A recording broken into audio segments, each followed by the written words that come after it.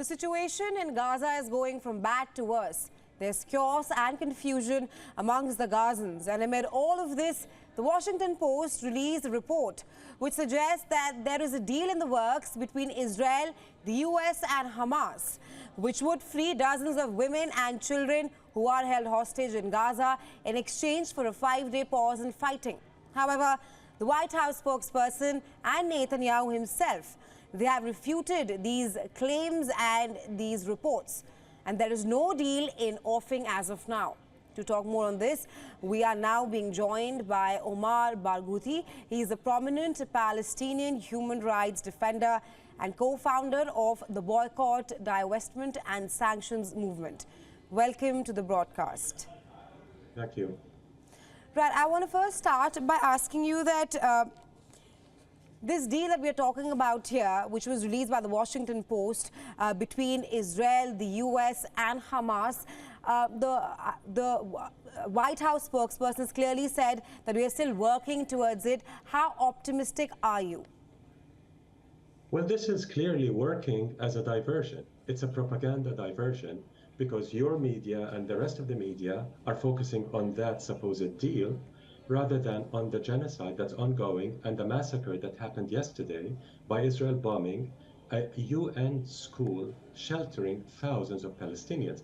Hundreds were massacred and injured by Israeli bombing. It was indiscriminate bombing. Yet another massive bloody massacre in this genocidal war. The 36 UN experts have said this is genocide in the making. That's an exact quote, genocide in the making. These are UN experts. So instead of focusing on that and stopping this genocide, the international media is diverted by this report in the Washington Post or that CNN report or BBC, and they're all complicit. They're all enabling genocide by first having dehumanized Palestinians, propagated Israeli propaganda against Palestinians, extremely unfounded racist propaganda lies, and now diverting attention every time Israel commits a massacre, they invent something new and say, oh, now this is the talk of the town. No, it's not. Our people being killed is the talk of the town. Stopping the genocide is our utmost profound moral obligation. But absolutely, Mr. Barghouti, 12,000 Palestinians have been killed in the Israeli strikes in the start of the war.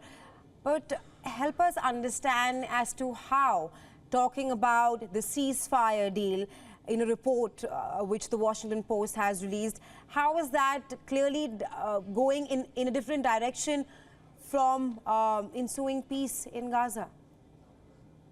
Ensuing peace means stopping the genocide, first and foremost, and then pursuing justice. To stop the genocide, it is very clear who is enabling, funding, arming this genocide. It's the far-right Israeli government perpetrating the genocide. As Holocaust and genocide scholars have agreed, Israel is perpetrating genocide, as UN experts, as hundreds of international law scholars have said. But who's supporting Israel in doing this? Who's arming it? Who's enabling it? Who's shielding it from accountability at the UN and before international courts? It's the United States and Western powers. So pressure needs to be applied on those powers to stop supporting the genocide, to stop enabling it. That is the shortest path to peace. Discussing hypothetical deals that only serve to divert attention from the realities on the ground. Israel is attacking Palestinian hospitals as we speak, an unspeakable war crime. And unlike Srebrenica, unlike Myanmar, unlike Rwanda, this genocide is televised. It's the world's first televised genocide, which is as perverse as the genocide itself, that it's being watched and Israel doesn't care. From our perspective in the BDS movement, this is a testing ground that Israel is the tool of implementing, but it's a testing ground for Western powers of a new world order, a new savage, unmasked, extremely violent new world order, where it's okay to bomb, to carpet bomb universities, hospitals, water tanks, solar panels, bakeries, to deprive a population of every life-supporting mechanism and infrastructure to make their lives absolutely impossible, so they die slowly or they die very quickly. This new doctrine, if you will, that Israel is testing in Gaza on behalf of Western powers is meant to show weaker nations worldwide, this is how we shall treat you if you dare to defy Well, Mr. our Burguti, just subjugation, our control. right, just adding to the point you made there, the Palestinian officials have said, like you also mentioned, that 2 explosions have killed dozens of civilians in the Jabalia refugee camp, while the WHO Exactly. Right. While the WHO has also determined the Al-Shifa hospital as a death zone, there's chaos and confusion in Gaza as of now. People are evacuating the Al-Shifa hospital, which is one of the biggest hospitals in the Gaza Strip. But the pertinent question right now being is that where do Gazans go? Is there any safe place for the Palestinians in Gaza as of now? No, but it's a very good question. There isn't. Because according to statistics from Palestinian Ministry of Health, 42% of the Palestinians massacred by Israel in this genocidal war are from the south. 42%. So where can Palestinians go if UN shelters and schools and hospitals and ambulances and universities are no longer safe? What is safe? Homes are not safe. Residential buildings are being razed to the ground by bombing, carpet bombing.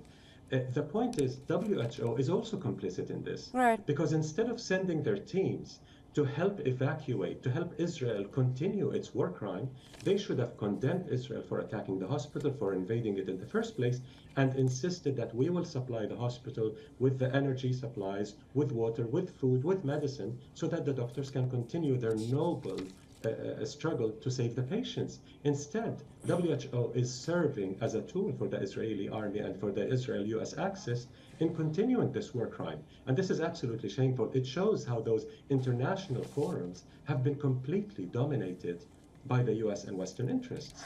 Many in the global south, from India to Jakarta, from Chile to South Africa, are doubting this entire international world order, especially the ICC, that it serves as a tool for Western hegemony, for Western subjugation of the rest of humanity, rather than being a fair and professional international forum to bring about justice Right, Mr. for Burguti, everyone. I'm afraid we're running out of time. What will your advice be for the international community as of now? The most important thing to do, the most profound moral obligation, is to end all forms of complicity with apartheid Israel. This means boycotts, divestments, and sanctions, military embargo being the absolute most important. And this applies to India, to Vietnam, to Azerbaijan, to other countries that are buying billions and billions of dollars worth of Israeli weapons, field tested on Palestinian bodies. This is the time for real sanctions to treat Israel as an apartheid state, as a pariah state, just like apartheid South Africa was treated. Right. Thank you so much, Mr. Burguti, for joining us today on and sharing your insights with us. Thank you.